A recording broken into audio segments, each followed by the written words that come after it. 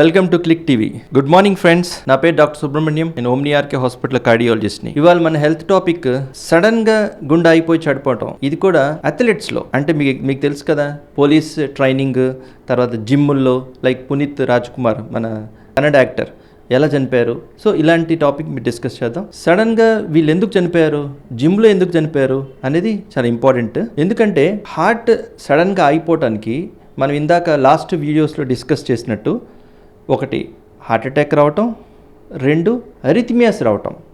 అరిథమియాస్ అంటే గుండె స్పీడ్గా కొట్టుకుంటుంది, అంటే ఉన్నట్టుండి సడన్గా 200-250 స్పీడ్గా గుండె కొట్టుకున్న తర్వాత సడన్గా ఆగిపోవటం, దీన్ని అరిథమియాస్ అంటారు.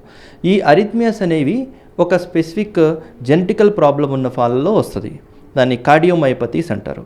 సో కార్డియోమైపతి ఉన్న వాళ్ళు ఇప్పుడు జిమ్ జాయిన్ అయ్యే ముందు, ఎవరైనా మనకు తెలియదు కాబట్టి, సో జిమ్లో చేసేటప్పుడు లేదా అథ్లెట్స్ ట్రైనింగ్ చేసేటప్పుడు ఈ కార్డియోమైపతి ఉందా లేదా అని ఒకసారి చెక్ చేసుకొని ఎక్సర్సైజ్ చేస్తే ఈ సడన్ కార్డియాక్ అరెస్ట్ రాకుండా కాపాడగలం.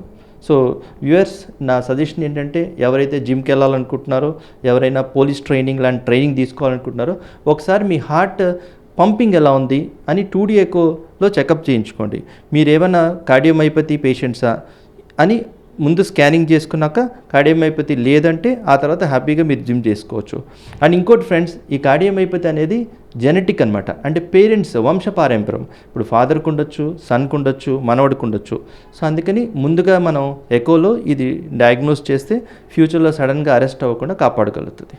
Thank you.